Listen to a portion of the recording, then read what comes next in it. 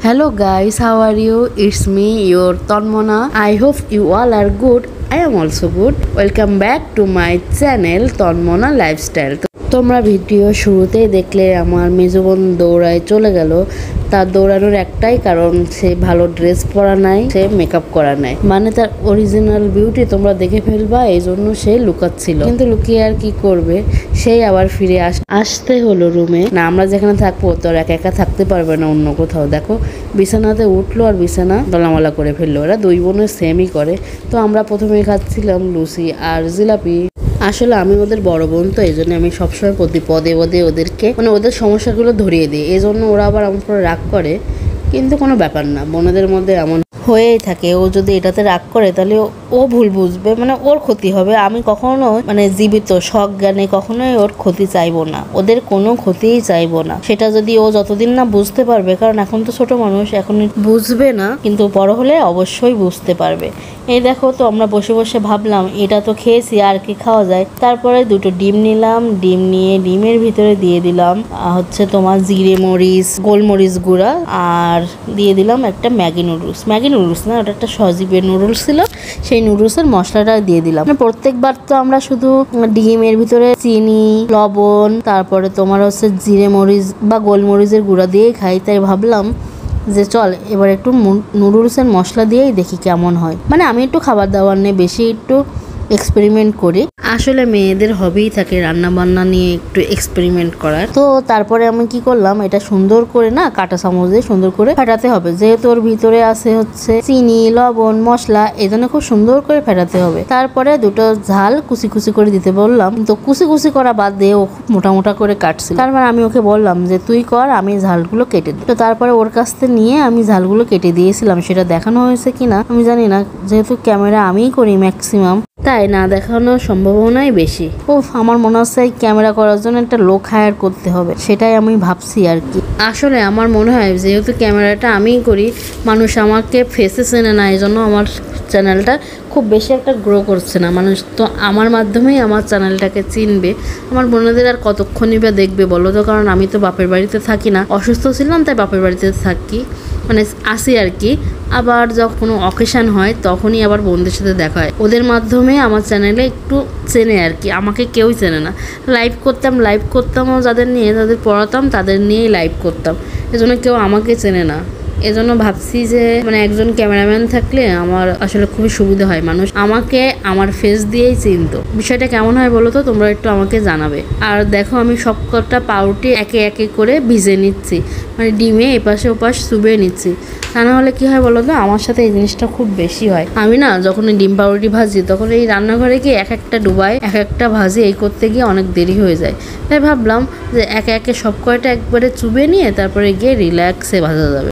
আমার এই আইডিয়াটা কেমন বলো তো, কেক কিভাবে করো জানি না, তবে আমি আগে এক একটা করে নিতাম আর এক একটা করে ভাজতাম। তাই এখন ভাবলাম যে এইভাবেই করে দেখি সময়টা বাঁচে কিনা আর ঝঞ্ঝাট হয় কি। তো দেখো আমি আবার একটা পাউরুটি লাস্ট পাউরুটিটা অর্ধেক নিয়ে খেয়েও ফেললাম। দেখছিলাম পাউরুটিটার আসলে কেমন টেস্ট।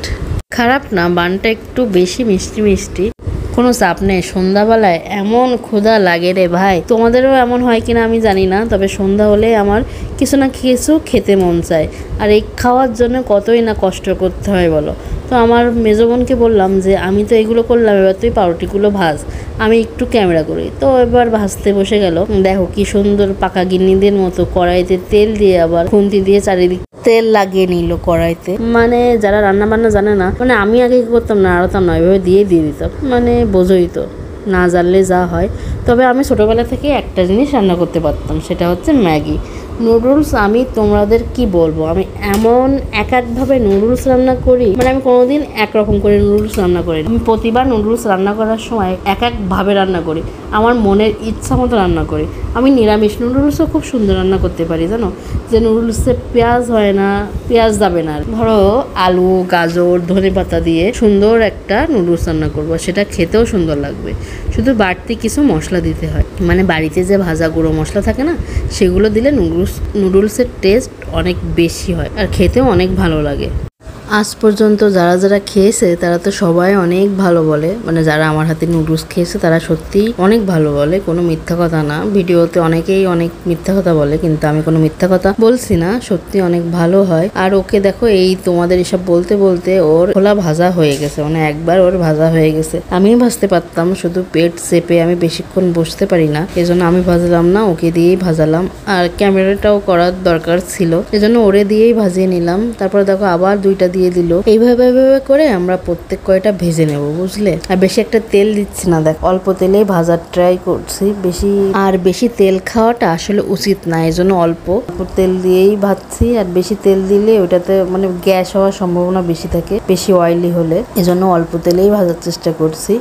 এই ডিম পাউরুটিটা জানো অনেকভাবেই রান্না করা যায়। এর ভিতরে টমেটো, ক্যাপসিকাম, পেঁয়াজ কুচি, ধনেপাতা কুচি দিয়েও ভাজা যায়। এটা আমরা শীতকালে বেশি করে খাই। তবে আমি তোমাদের আগেও বললাম যে আমি এক্সপেরিমেন্ট করতে বেশি ভালোবাসি, তাই ভাবলাম এভাবে খেয়ে দেখি কেমন লাগে। আর নুডলসের মশলাটা তো প্রথম দিলাম, তাই এটা নিয়ে আমি খুব এক্সাইটেড, বুঝলা, যে কি করে মানে নুডলসের মশলা দেওয়ার পর এর স্বাদ কেমন হবে, এর গন্ধ কেমন হবে, তাই নিয়ে একটু এক্সাইটেড ছিলাম। মানে এক একভাবে এক রকম করি, তারপরে এক্সাইটেড হই। হওয়ার পর যদি সেটা কাজ করে, ওয়ার্ক করে যায়, তাহলে আমি সবাইকে বলি জানো এভাবে এভাবে খাওয়া যায়। সবাইকে ট্রাই করতে বলি, বেশিরভাগ ট্রাই করতে বলি আমার স্টুডেন্টদের মাদের। ওরা তো আসে, এসে আমার সাথে অনেক কথাবার্তা বলে, তাই ওদের সাথেই আমি সবকিছু শেয়ার করি। ওদেরকে বলি এভাবে এভাবে করবেন, এটা করলে এমন হয়, এটা করলে এমন হয়। তারাও ট্রাই করে, মানে আমার রান্না ট্রাই করার মতো কিন্তু মানুষ আছে, বুঝলা। তোমরা কিন্তু মনে করো যে আমার রান্না আবার কে ট্রাই করবে, কিন্তু আমার রান্না ট্রাই করার মতো মানুষ আছে আমার কাছে।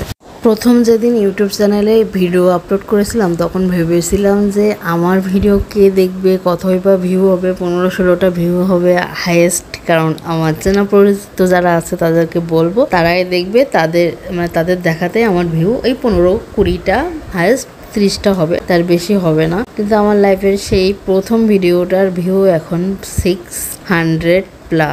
মানে আমি তো অবাক যে আমার ভিডিও কেউ দেখে। তো দেখো ভাজাভাজি শেষ, আমার বোনেরা বসে আছে, আমিও বসে আছি। খেতে দিচ্ছি না সহজেই, কারণ আমি ক্যামেরা করছিলাম, ওই জন্য বললাম যে এক্ষুনি খাবি না, ওকে দেখে দিলাম এটাই খাবি। ও কি করে জানো, সব থেকে বেশি বেশি বড়টাই ও নিয়ে নেয়, আর আমরা ছোটটা খাই। ও সবসময় বেশি বেশিটা খেয়ে ফেলে, যদি ওর খাওয়া নেই অতটা বলা উচিত না, কিন্তু ওর ওয়েটটা অনেক বেশি গ্রো করছে, অনেক বেশি, মানে ওর এজের তুলনায় ওর ওয়েটটা অনেক বেড়ে গেছে। আর আমার মেজো বোনকে দেখো ফোন নিয়ে বসে আছে। আমি বলি এত ফোনে কি তোর, বলতো খাওয়া বাদ দিয়ে ফোনে পড়ে আসিস, এই বলে ওকে বারবার খোঁচাচ্ছিলাম, কিন্তু আমার কথার কোনো ভ্রুক্ষেপই দেয় না, হেসে উড়িয়ে দেয়। তো ছোটকে জিজ্ঞাসা করলাম কেমন হয়েছে বলো, সে কেমন হয়েছে বলার আগেই তো খেয়ে যাচ্ছে। আর জিনিসটা অনেক গরম ছিল, প্রচুর গরম ছিল। ওদেরকে আমি বলছি কেমন হয়েছে বল, কিন্তু ও কোনো কথা না বলে ওরা শুধু খাচ্ছে আর হাসছে, মানে হাসছিল আর কি। বলছিল যে বলবো না, তোর ভিডিওতে কিছুই বলবো না, কেমন হয়েছে এটাও বলবো না।